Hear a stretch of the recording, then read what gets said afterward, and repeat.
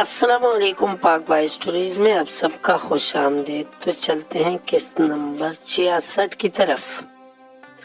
क्या उमर और उरूसा एक साथ है? दोनों घर नहीं आए हैं, दोनों के नंबर ऑफ है, दोनों से बात नहीं हो पा रही। क्या ये सच है?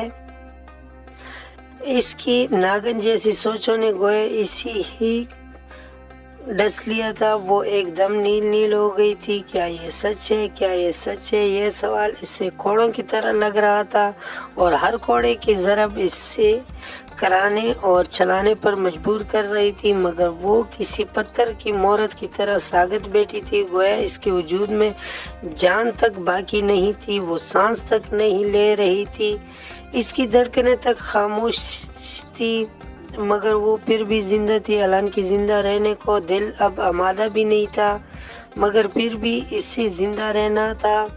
अपने साथ इस अजीम धोखाधड़ी के मुर्तकिब लोगों के गिरबान तक पहुंचना था। वो ऐसे मंजर से हटना नहीं चाहती थी, वो इस तरह दुनिया से पर्दापोश नहीं होना चाहती थी। वो अपने मुजरिमों की हर हाल में रसवाई चाहती थी और इसके लिए इश्वा उमर का जिंदा रहना ज़रूरी था। और जब वो इन ज़ेर आलूद सोचों के समंदर में गर्क हुई, मायूसी की आखिरी हद तक पहुंची हुई थी, तब बहुत चुपके से उरूसा इसके करीब आ रुकी। भाभी, तुम? इश्वा के लहजे में अजीब सी पनकार थी। कहाँ गई थी तुम? वो गोया बलका कर उठी। गुस्से और तौहीन के एहसास ने इश्वा की आवाज़ छीन ली थे। वो उरूसा का खूबसूरत चेहरा नोच लेना चाहती थी, मगर एकदम गोया इसकी तमाम तर हिम्मतें किसी ने सलब कर ली थी। इससे बोला ही नहीं गया, कुछ पूछा ही नहीं गया। वो बस टुकर टुकर उरूसा को देखती रह गई थी। हालांकि वो एक पूरा पर्चा तैयार की बैठी थी। मुगलफात का एक तूफान इसके अंदर टाटे मार रहा था, मगर इसके होंठ गोया किसी ने सुई के साथ बेदर्दी से सी दी थे। मैं अपनी एक दोस्त के घर गई थी, इसके लहजे की कपकपाहट में झूठ साफ आया थी। तुम झूठ बोल रही हो? इश्वा ने मुश्किल बोलना चाहता, मगर बोल नहीं पाई। दुख, सदमा, दर्द और न जाने कौन कौन सी मंजिल से वो इस पल गुजर रही थी। मान टूटा था या इतबार टूटा जरूर हो चुका था। भाभी प्लीज। वो हाथ उठाकर तलखी से बोली, मेरे सच और झूठ से आपको क्या लेना देना है? मेरे मामलात में बोलने की जरूरत नहीं है। वो रुकाई से कहकर अपने कमरे में बंद हो गई। इश्वा की रही से हिम्मत भी जवाब दे गई। इसमें न हिम्मत थी न हौसला। भला वो कैसे उरूसा और उमर के सामने डट जाती। दिन चुपके से गुजरते चले गए थे। इश्वा को गोया एक चुप की चाट लग गई थी। दिल में खामोशियाँ क्या उतरी थी, अब हंसना और बोलना ही भूल गए थे। ऐसी उदास और वीरान दिनों में फाइक की फोन कॉल गोया इससे फिर से जिंदा कर गई थी।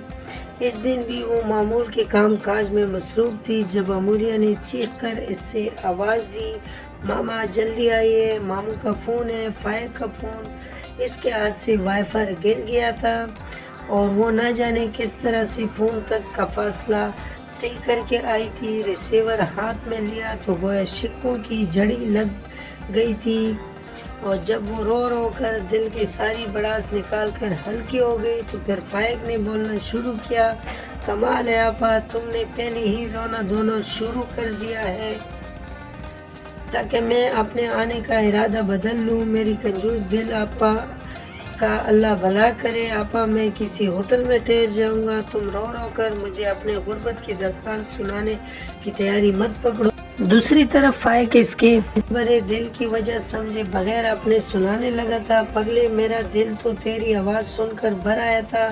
सो बिस्मिल्लाह करके आओ, मेरा तुम्हारे बगैर भला और है ही कौन? और ये तो खुशी के आंसू है। इसने फिलफौर अपने आंसू पूछ दिए। अल्लाह की फना, ये आंसू अगर कदर या अगर खुशी का था तो फिर गम के समंदर की भला क्या कहने।